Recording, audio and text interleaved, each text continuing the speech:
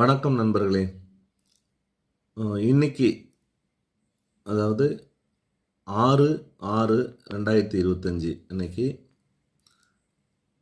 Tamil Nadu MGR university நடத்தக்கூடிய TN medical selection அவங்களுடைய கவுன்சிலிங்க்கான application process start ஆகும் அப்படின்னு சொல்லிட்டு நம்ம கவர்மெண்ட் தரப்புலேருந்து ஒரு அப்டேட் வந்திருக்கு.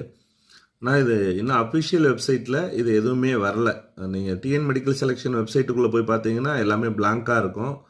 அதில் இந்த வருஷத்துக்கான எம்பிபிஎஸ் கவுன்சிலிங் ப்ராசஸ் பற்றின எந்த அப்டேட்டும் இது வரைக்கும் வரல.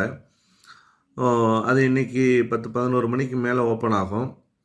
இருந்தாலும் நம்ம இப்போதைக்கு என்னென்னலாம் டாக்குமெண்ட்ஸ் தேவை நமக்கு அப்படின்னு சொல்லிட்டு கடந்த ஆண்டு வந்தக்கூடிய ஒரு அப்டேட்டை வச்சு நம்ம அது எல்லாமே இந்த வீடியோவில் போடுறோம். ஸோ இதை நம்ம ரெடி பண்ணி வச்சுக்கிட்டோம் அப்படின்னா இதே போல் அதில் எக்ஸ்ட்ரா ஏதாவது டாக்குமெண்ட்ஸ் கேட்டாலும் நான் அப்டேட் பண்ணுறேன். ஸோ இந்த டாக்குமெண்ட்ஸ் எல்லாம் நம்ம ரெடி பண்ணி வச்சுக்கிட்டோம் அப்படின்னா நமக்கு ஈஸியாக நம்ம அடுத்த ஸ்டெப்புக்கு போகிறதுக்கு ஈஸியாக இருக்கும். ஸோ இதில் பார்த்தீங்கன்னா for the TN medical selection MBBS counselling you will needed your NEET admit card, score card, class 10 and 12 mark sheet, transfer certificate, community certificate and other documents as per the eligibility கிரைட்டீரியான்னு கொடுத்துருக்குறாங்க. இப்போதைக்கு NEET score card உங்கள் கையில் இருக்காது. So அதை பற்றி worry பண்ணிக்க வேணாம்.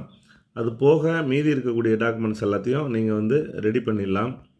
பார்த்தீங்கன்னா இதில் பாருங்கள், இந்த லிஸ்ட்டில் நீட் யூஜி அட்மிட் கார்டு அப்படின்னா உங்களுடைய நீட்டு ஹால் டிக்கெட்டு, நீங்கள் எதுனா ஹால் டிக்கெட், அதுக்கப்புறம் நீட் யூஜி ஸ்கோர் கார்டு, அதை நம்ம ரிசல்ட்டுக்கு அப்புறம் எடுத்துக்கலாம்.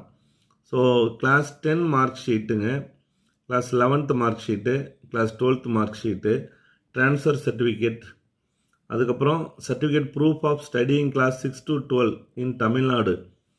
அதாவது நீங்கள் 6ஆவதுலேருந்து 12வது வரைக்கும் நீங்கள் தமிழ்நாட்டில் தான் படிச்சிங்க அப்படிங்கிறதுக்கான அந்த சர்டிஃபிகேட்டு.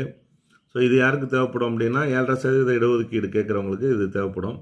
ஸோ அதுக்கப்புறம் பார்த்தீங்கன்னா கம்யூனிட்டி சர்டிஃபிகேட்டு, நேட்டிவிட்டி சர்டிஃபிகேட், இது ஜாதி சான்றிதழும் இட சான்றிதழும் இது. அதுபோல் document of parents in the case of candidates claiming Tamil Nadu nativity for community reservation.